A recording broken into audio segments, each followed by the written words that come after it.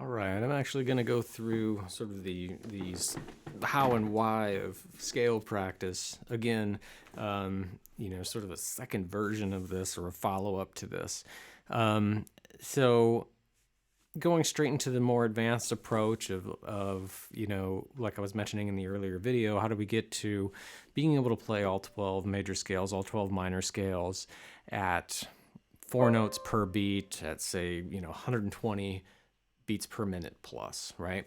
Which is a great benchmark to be meeting, as like I was saying in the other video, is that so much music is written at the allegro and faster tempo with 16th notes in them. So therefore you need to be able to be playing at least 4 notes per beat at 120 beats per minute or faster. So, and I also wanted to mention that scales are not a warm-up. I just want to say that again. Scales are not a warm-up. These are not calisthenics to be used as meaningless fluff that we just toss off at the beginning of our lesson and potentially exhaust or practice session and potentially exhaust ourselves before getting to the meat of what we're actually trying to do. In all fairness, I would say that scales are meant to be able to play pieces of music better and potentially faster. So in that sense, they're used to help your pieces of music, but they shouldn't be used as a warm-up necessarily. And I say this because so many people I think waste their time with it. They're not given a clear goal about what they should be doing with the scale. So they play scales fast and they just run through them mindlessly. And then they've wasted a good 10 minutes of their time when they could be spending it elsewhere. I used to have a student, for instance, who used to come into lessons and spend 15 minutes on his first few lessons, insisting on that he spend a quarter of his lesson running through all 24 scales, all 12 majors and all 12 harmonic minors for 15 minutes, up and down. So you do this.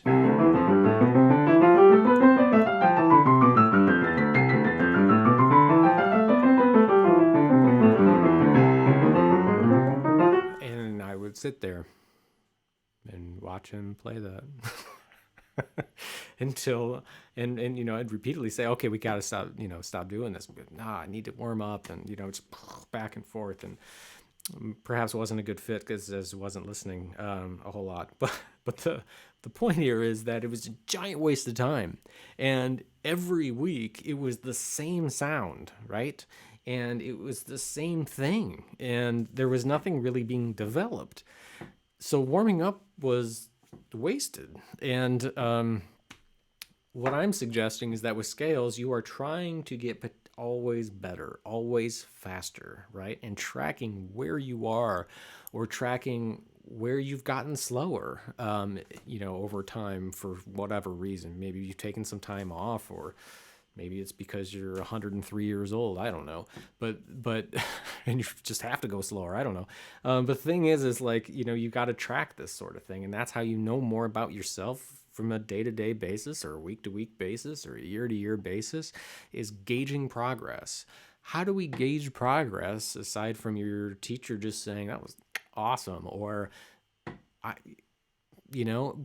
with scales, right? It's like it's like math in a way. We have a number value associated with our progress, and that's a beautiful thing. So to give you an option of kind of, or an idea of what I do, I'll start it at 120. Let's just say, okay. So, and I'm gonna run through. Now this is, I have all 12 majors down, right? And I'm going to start at different spots and probably maybe work my way chromatically. I think that's a really useful way of playing. And maybe one day I'll start from C to C, go up, and the other day I might work my way down chromatically or something like that. So I'll start at 120 beats per minute. 4 notes per click on C.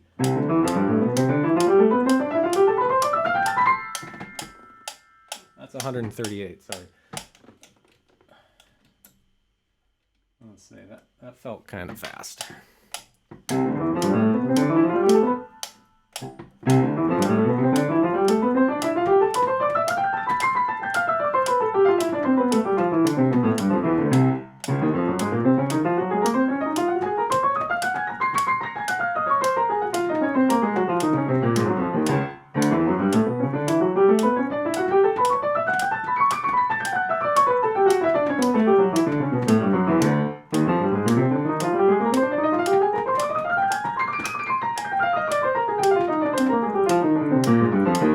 Felt a little weird.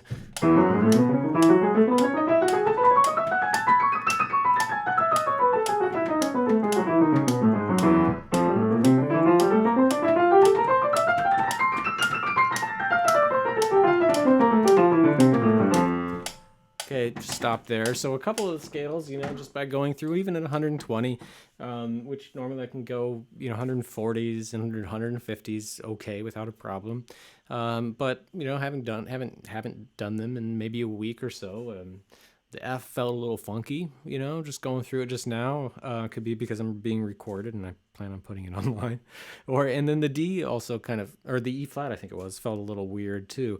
So I'm going to go and revisit those and make sure I can repeatedly play them with more scrutiny each time and really listen for where that sort of odd, uncomfortable feeling is coming from and try to have a more sense of awareness there. Okay, so I'm going to go back to E flat.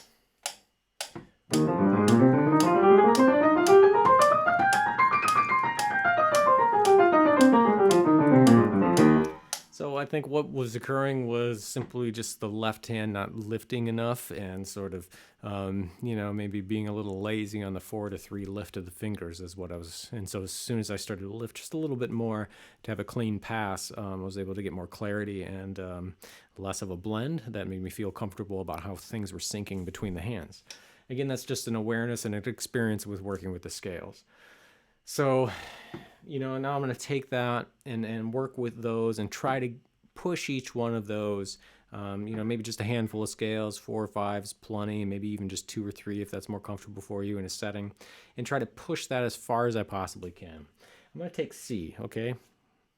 And I'm going to work through that. I'm going to see how much I can push that, okay? So I'm going to skip a little bit. I'm going to go up to 132.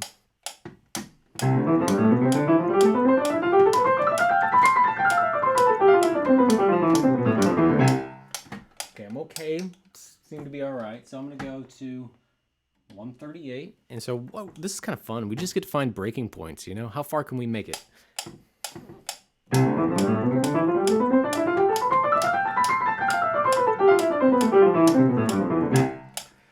Yeah, I'll do it again.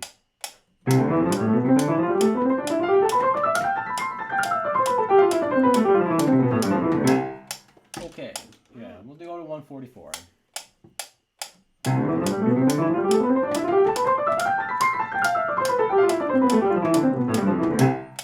Left hand a little lagging on that last octave especially.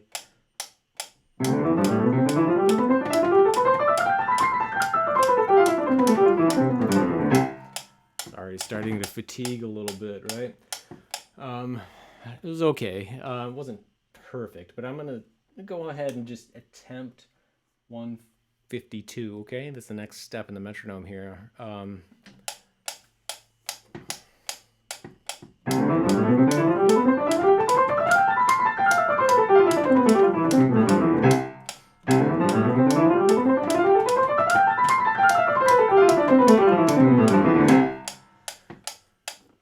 All right, so 160, etc. And so I'm gonna kind of keep stepping it up until it basically just fall apart.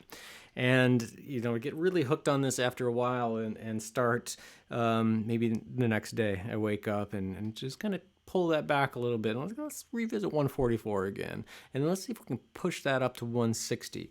And then as I do that on a day-to-day basis, and I'm tracking it, in that spreadsheet, like I was mentioning on a day, this is a student example of a spreadsheet that a young student is working on.